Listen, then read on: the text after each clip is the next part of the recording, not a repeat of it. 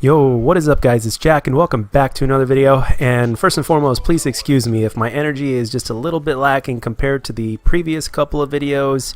My excuse for that is simply that I can't sleep. My sleep schedule is kind of all over the place, but at the same time it's like sometimes you're tired and you just can't sleep for whatever reason, so it is what it is. I'm sure those of you guys that are watching have some experiences of your own, so please excuse me if I'm a little bit less energetic than I was in the previous couple of videos. But anyway, I wanted to talk about something that is a little bit that may or may not be a sensitive subject, and at the same time I also wanted to kind of go over something that I recently streamed, and that was actually not too long ago. It was a few hours ago.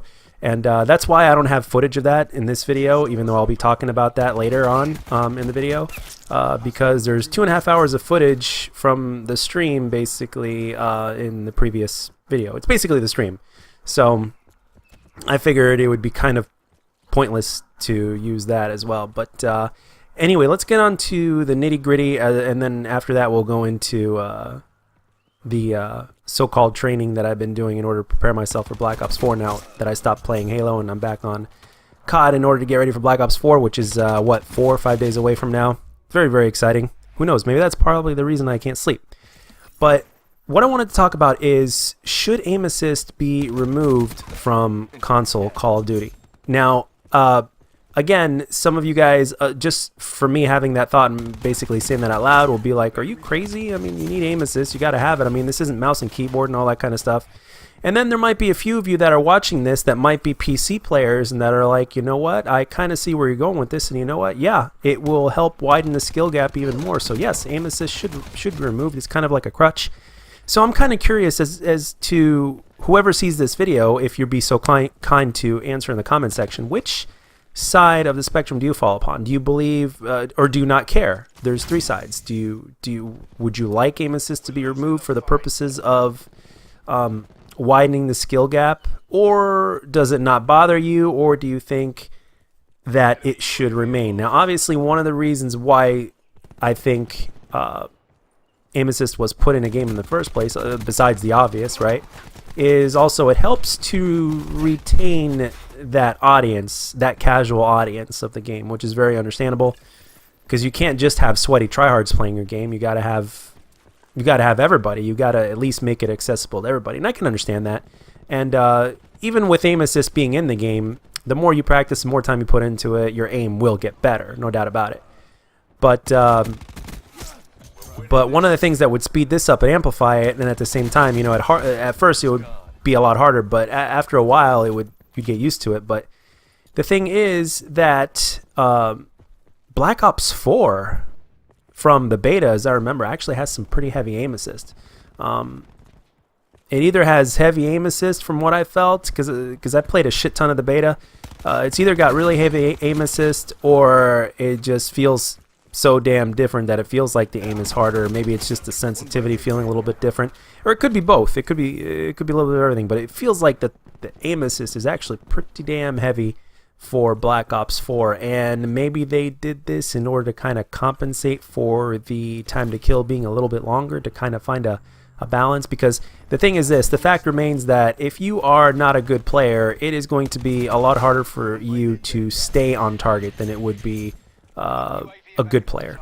And one more thing about Black Ops 4 before I move on with this commentary is, one more thing I wanted to discuss is that with Black Ops 4, I'm really looking forward to playing free-for-all, but at the same time I'm not really too sure on what game mode I'm going to be sticking with, because in Black Ops 3 it was basically a whole bunch of TDM, because I really wanted that 70 kill challenge, and after the life cycle was over, as a matter of fact, it wasn't too long ago, it was only a few months ago that on stream that I was able to do it.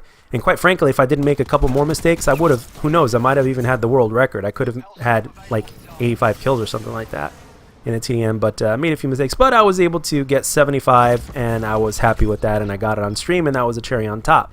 But with, I think this game here, this is one of the reasons why I posted this gameplay here, if kill confirmed, is that when it comes to playing objective games, I just want to play the objective and get the win, and I don't care if that means putting myself in a position to where even though I'll get the kill and I'll get the tag, it'll cost me 1 life. And a lot of times when it comes to playing the objective, I don't care as much about that, you know, especially when it comes to kill confirmed. In Black Ops 2, I was a kill confirmed specialist. It was all about the objective. I've played a ton of kill confirmed, and it was perfect in Black Ops 2, and hopefully it'll be like that in Black Ops 4. One of the things they need to change is they need to change the amount of points that the tags are worth. They need to change that to 100 the way it's supposed to be and the way it has been for Treyarch games. That includes Black Ops 3. So with everything being said, I mean, I even tried some hardpoint and whatnot, and the only game modes that I know I won't be playing for sure are Control, and I know that Control is built for Black Ops 4, but I don't like a limited amount of lives. Simple as that. I won't be playing SND. It's a little too slow for me, and again, only 1 life. So, yeah. But that's the big thing that I wanted to discuss, is that what are your beliefs about the whole aim assist thing?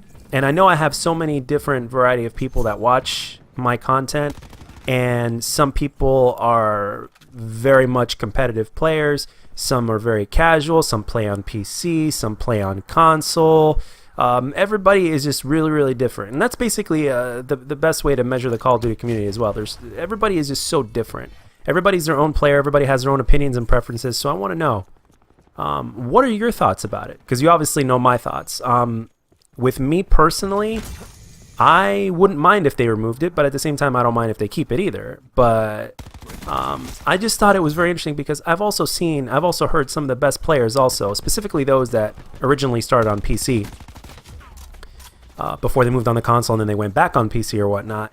I remember one of them saying that one of the reasons why they went back to PC, other than the fact that PC was their origin and it's what makes them happy and all that good stuff, but it's the fact that the aim assist seemed like too much of a crutch. As a matter of fact, with the aim assist, and I'm sure those of you that have played Call of Duty consistently on console can pretty much attest to this, and there's a lot of times to where sometimes you can be aiming down sights because you think somebody's let's say you're just aiming down sights because you're coming around a corner, and sometimes the aim assist will actually tug when somebody is behind something. They can be behind a building, they can be behind a rock, and the aim assist will literally will literally drag your crosshairs and where you're aiming down sights to the left or to the right, depending on where they're moving, or let's say you're kind of just aiming down sights and moving and strafing, and all of a sudden you'll feel kind of like a tug that's like slowing it down because there's a target behind something like a wall or a rock or something like that,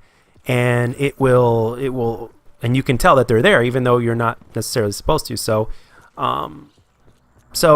it's doing part of the motion for you, and the reason for that is not just to make it easier for people that are new and all that kind of stuff, and for people to get into, but it's also for the fact that, well, having a certain level of control is harder than keyboard and mouse, because originally first-person shooters were designed on computers, for keyboard and mouse, and that's one of the reasons why Call of Duty itself is very, very popular from COD 4, because it was a 60 frames per second first-person shooter that was on console, and that's one of the reasons why even PC players went on and played on console. Now, why would they do that? Well, one of the reasons is because the population, because the population on PC is much smaller than the population on console, and then there's a couple of other things as well.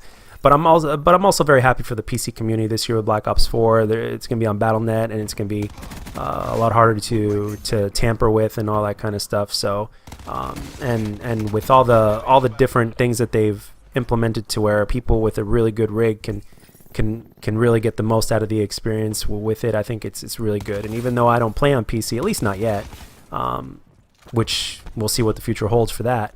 But, it makes me really happy that the PC community is finally getting the kind of treatment that they deserve for a good port. And, yeah, that's what this video was about, guys. I really am curious to what your opinion is and what do you guys think about that. And also, in terms of this little drill that I did on my previous stream, I want to tell you right now, so if any of you want to take on the challenge, you may do so. Now, I did this on Black Ops 2. I'm pretty sure you can do it on other consoles, on other Call of Duties as well if you desire to do so. But I did it on Black Ops 2. I got on, and I wasn't playing online because, as everybody knows, the game is hacked to death, and you can't find any games. So otherwise, I would be playing it. But But here's what it is. It's basically you get into a free-for-all with 7 bots, and you start at the lower difficulty, right? And so it's you and 7 other bots, so it'd be like a regular free-for-all. You pick one of the maps, preferably the one of the regular size maps, and you turn off aim assist. You put the time limit to 10 minutes, and you use only non-lethal score streaks, so which means that every kill you get has to be gun kills, and within that 10 minutes you have to try to get 100 kills or more. And then once you get 100 kills, once you finally accomplish that, then you increase the difficulty of the bots, which, believe it or not, makes the biggest difference, and it will challenge you.